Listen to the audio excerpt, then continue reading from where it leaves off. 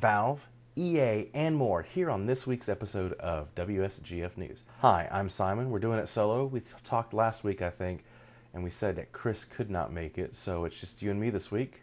Like I said, I'll try and be gentle. We don't have a lot of news this week. It's a small amount of stories, but they're big stories. So we're doing quality over quantity, I guess. Not to say any of the news that we've done isn't quality, but this is kind of some big news stuff. So let's kind of go on into it. The first thing I want to talk about is Greenman Gaming. They're doing a 50 games you must play countdown. Sort of like these are the 50 games, if you're a gamer, you have to have in your library and you have to have played before. And it's a good selection so far, what I've seen. I don't know what number they'll be on when this video is posted, but from what I've seen, at least the first day or two, that I agree, just a little. Yeah, it's been some good stuff. So if you want to check that out, if you want to fill out your library a little bit more, they're doing, I've seen up to 75% off on some of the games. So that's really cool for our wallets. It's like Steam Summer Sale Take 2, right? If you're interested in that sort of thing, check out greenmangaming.com. It's all one word. We'll link it below as well. And of course, if you need any fixes for your widescreen or multi-monitor gaming, check out the WSGF, the game database. And we'll get you hooked up there too as well, for free. So if you didn't know, this week is a big convention. It's called Gamescom, where they show off different games, different hardware sometimes, but a lot of the software stuff, a lot of games they show off on both console and PC. It's kind of a really, really, really big gaming industry E3 sort of thing. It's really, really exciting. There's going to be a lot of trailers. I think I hope you go check out some of those trailers that are released from Gamescom and all the companies that release them. Side note, if you see any really cool games, go ahead and comment them down below. See what you've seen, see what you're interested in, and let us know. I may do a video for next week, just showing off some of those games that we've seen that we all as a community were interested in. But one big company, and we talk about this company, one of their products all the time, I feel like, but we've never actually talked about the things this company makes. Valve. We always talk about Steam, but Valve, the company, as a gaming company, supposedly they're going to have a big announcement at E3. And the rumor is it's going to be Source 2, or some sort of Source 2 related game. Now, if you don't know, Source is the second engine Valve has created. It's been used on Half-Life 2, the Left 4 Dead's, Team Fortress 2, I believe Dota 2 as well. Don't quote me on that one But, and previous they retroactively called it Gold Source, which was Half-Life 1 and any Counter-Strike as well, the original Counter-Strike 1.6. But they're supposed to be rumored to release Source 2. Now, Source 2 has been kind of rumored for the past couple years, and there's been hints at it supposedly. So I started doing some research on Source 2 and looking at some of these sources. But then a friend of mine linked me to this video that was just released, I guess, a few days ago, saying, look, this is just all the information you need to know about this, and just stop doing your research. So I want to thank, Tyler McVicker at Valve News Network. It's a YouTube channel. You should check it out, by the way. It's a lot of good information there on Valve-related things. But he did a video on this whole Source 2 rumor mill sort of thing. And so he starts talking about how when Source Movie Maker was first released, I guess in beta, what it was, it contained just pretty much the quote, next gen Source 2 in there. So it's like, okay, Source 2 possibly. And then there's some other things that happened later on. I think 4chan's /V, it's their sub-chan for video games. They ended up meeting up with Gabe Newell, and actually they talked with them about certain things, and they said that Source 2 is in development from what Gabe said, and they just need a game to release it with. So that's cool. And then some 8 other things. Steamworks, I guess it's like the internal market where the community can make things. Steamworks, an update contained hints at Left 4 Dead 3 and some Source 2 references in it. So with the item making part of the community market, I guess they saw that sort of thing. Now, later on, during the International 3, so that was last year, there was an office tour of the Valve offices, which was really cool. And lots of pictures were taken, apparently. But one picture in particular showed a computer monitor with references to both Source 2 and Left 4 Dead 3. So pretty cool. All right, and you know, we assume that they're going to make Source 2 anyway, and possibly Left 4 Dead 3. So a lot of these things just showing up are just known to happen eventually. So it's pretty cool that we're seeing it now.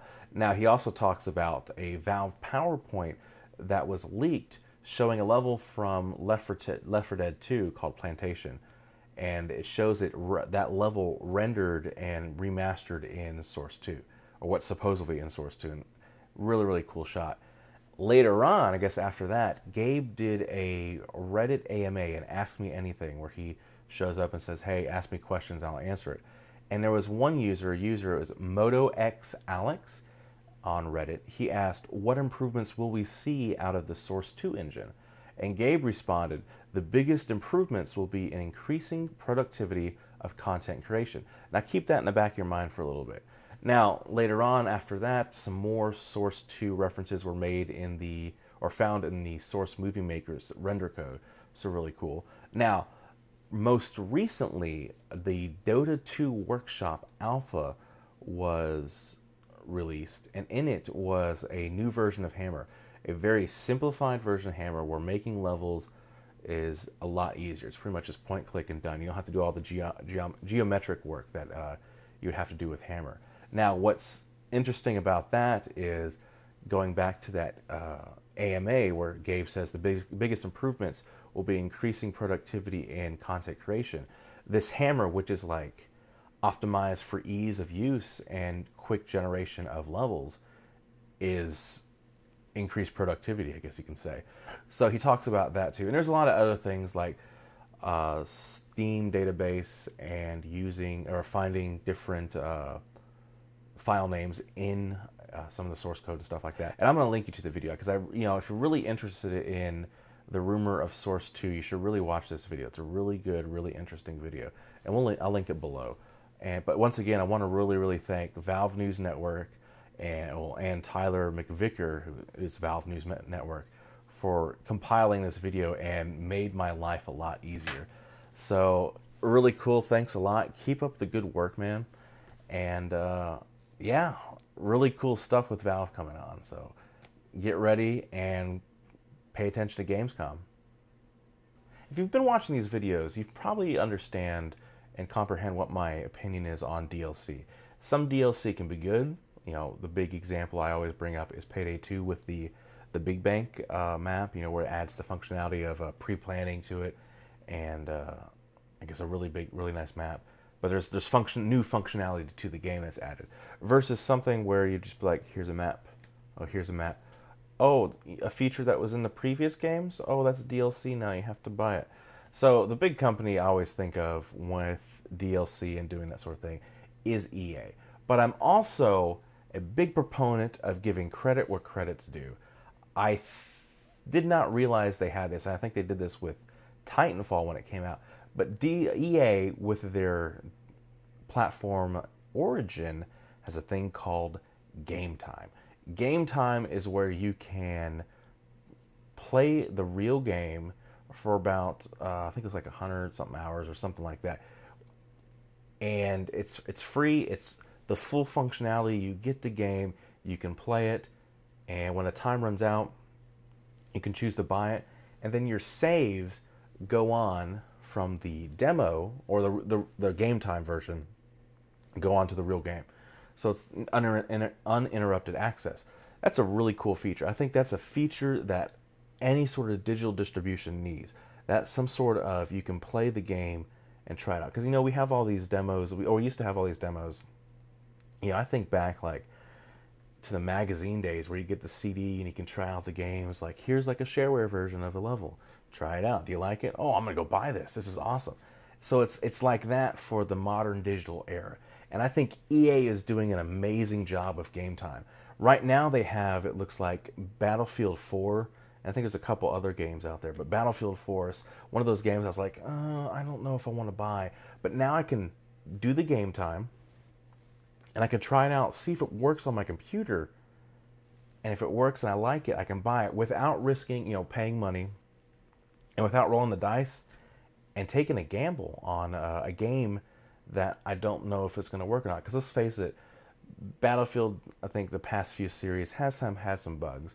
It happens, it's a big major production. There's a lot of people that work on it. Something like that's going to happen. But I mean, game time is amazing. It's an amazing concept, and I think that's what Origin has over Steam right now, is doing something like a game time with a demo program, a true demo program where you're playing the real game, you can test it out, and then you can just purchase it and keep going. Rather than, okay, here's a demo version, it's real short, and it may not be an updated version with updated engine or anything like that. So, good job, EA. And I also want to talk about something else of EA, and it's a good thing too. I recently realized that one of my only EA account, my only Origin account, was kind of hacked or taken over by a Russian guy. I only assume it was a Russian guy because the language was switched to Russian. I mean, it's just what it happened to be. Now, I called up, I filled out the form on the Origin help site. Like, look, the security question's been changed to something that's in Russian. I can't read it. I don't know what the answer is because they've changed it. They, I guess, figured out what my question was. Is there any way we could fix the security question? And there's actually a system where you put in your phone number and it's like, oh, we'll call you. In my case, it was, oh, we'll call you in 135 minutes, which is a really weird specific time, but that's kind of cool. They ended up calling me in only an hour, which is 60 minutes. And they're just like, we talked some things through. I explained the situation. It wasn't an outsourced sort of call center. It was actually, I believe, as a North American center, which, I mean, is good because I think it's an easier understanding culture-wise. There's a Canadian I think there's a Canadian call center and a U.S. call center. Those are the only two countries that you can do right now where they will call you and help it out. So I think it's really cool that they're regionalizing everything. And if they expand it out, I really, really encourage them to stick with that regionalization. But anyway, they called me, they talked. We actually had a good time, great talk. And I actually complimented them on the game time on the phone. But it was a great thing. I don't think I've ever had a customer service experience like that. It was very weird to have a really good customer service. So that's, just a personal experience this past week. So, once again, EA, doing great with the game time, and you're doing great with their customer service. I mean, that is something I really, really appreciate. I think a lot of people appreciate when a company does really, really great customer service. So good job, EA. Keep up that good work. Maybe we can work on the DLC. I don't know, but I mean, you've got your business plans. Other people have their own business plans, but I really appreciate the work that y'all done. So thank you. Now, before we wrap up, we have a couple of WSGF related news items we're going to talk about. First of all, if you have not checked out episode 18 and inputted for that contest that we're doing, we're giving away a game. I don't want to talk too much about it. You should just watch the video and follow the instructions we give to enter that contest. You need to do it. It's a free game, and there's actually some free swag that comes with it too. That's really cool. Free stuff, right? So check that out and do it. And there's a couple cool stories I think Skip talks about. It's real great. It was a good episode. I mean, it's great to have all three of us there. But check it out. Put in for that game and that contest, and hopefully we'll be doing that soon. I need to talk with Skip, see exactly how he wants to do that. But we'll be doing that soon. Secondly, we have some WSGF stand related news. I don't know if you can see on the back of this monitor here. That's actually my far left monitor. I have three up right now, but I can switch it up to 5. I have 2 of them sitting around. But anyway, it's a WSGF edition stand from Ergotech. We have some new updates with the stand. First of all, everything's back in stock. Exciting. So if you've been really wanting to get a WSGF stand, now's the time because we have this stuff in stock. I think Skip's getting a new batch from Ergotech, so we can send them out once you put in an order. Now, we've also put in new shipping options for Japan and Hong Kong. So if you're out there, congratulations, you can get yourself a stand too, and we can ship it out to you. So that's really, really exciting. We're also reducing the price of all international shipping by $25 US. So you can save money. We like saving money. You like saving money, so it works out. Now, we also have up there is a survey for the stands, related to the stands. So if you ever bought a product, bought the WSGF stand or one of the peripheral things we have for the stands, I really encourage you to take this survey. It's going to help us figure out how to better serve you, the purchasing community, for the stands. So we'll link it below. It's just a real quick survey. It shouldn't take too long. I think I filled it out. I hope I filled it out. If not, I'm going to go fill it out.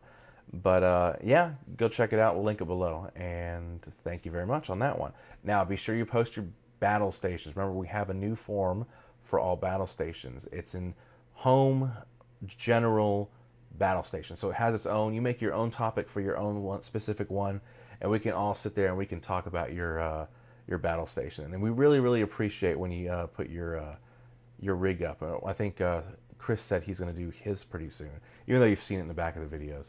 And I think I'll do mine pretty soon once I fix some things on my rig. My rig's kind of, I got to replace some parts. But that's really cool. Remember, I really want to do that community calendar. So post your battle stations on the forums, and we'll look at them. If we get at least 12 or more, we'll make a calendar. If it's more than 12, we'll maybe do some voting system or something like that, or we'll do some random picking or something like that. But we'll figure it out when that time comes. But we're running out of months in 2014 because this is going to be a 2015 calendar. So get your battle stations in, and we'll look at those. And of course, we'll always talk about them on the podcast here because we really, really like your battle stations. Now, don't forget to do your DRs. Do your DRs. Do your DRs. There's a couple that were put up pretty recently, I believe. So it's like I said, it's a community website. You've got to put your DRs out because it may be a little work for you, but it may help out the next guy. We like helping out the next guy. This is a community-driven website, so please do your DRs. We will heart you for it forever. Anyone can do it. If you don't know how to do it, I think there's a forum post on how to do it. I can link that below as well. We're just going to link everything today. Now, don't forget, Saturdays are social Saturdays. Remember, we have a Mumble. If you don't have Mumble, you can download the program at mumble.sourceforge.net, I believe it is. I'll link that below, of course. It's been linked on the past few videos below, so no excuse. And the address, which I'll link below, is voice.wsgf.org. And so it's a free Mumble. I think it holds about 100 people. It's free. Abuse it. Use it. Have fun. I've seen some people get on it every once in a while. So that's really, really cool. I really, really, really enjoy seeing y'all. And maybe next time I get on, I'll just bump into y'all's games and see how y'all doing. Now, speaking of bumping into games, be sure you check out Social Saturdays. Remember, just hop on Saturdays on the Mumble and just maybe put the game together, talk with us, and just have some fun. I'm probably not going to be on Social Saturdays. If I am, it's not going to be too long because I do have a musical gig. I have a trombone shirt on, by the way. I do have a musical gig this weekend, so I may not be on too long on Saturday, but that doesn't mean you can't be. So check out Social Saturdays. Bring your friends on. Just use, if you don't have like a Mumble or a TeamSpeak or something like that you can ever use, you've got us to use it. So mumble.sourceforge.net and voice.wsgf.org. Also, check out our Facebook, check out our Google+, check out our Steam page. I think all those are linked on the main page. And of course, as always, they are linked below. So check those out. And other than that, thanks for watching WSGF News. I am Simon. You can catch me on Twitter. I am at TheDestroyerF2W. Chris, he's not here. You can catch him on Twitter at ComputerLasco. Yeah. And then if you want to check out the main Twitter, it's at WSGF. I know Skip uses that, and sometimes I'll post from that too. You just never know who it is, but we post from it. Also, we post from this YouTube, I think, Skip posts from it, and sometimes if it has my name on it, I post from it. So we're always trying to check out your comments. We're always trying to check out your things on Twitter. So once again, thanks for watching WSGF News. I will see you next week. I think Chris is still going to be out, so it'll be just you and me next week. So see you then.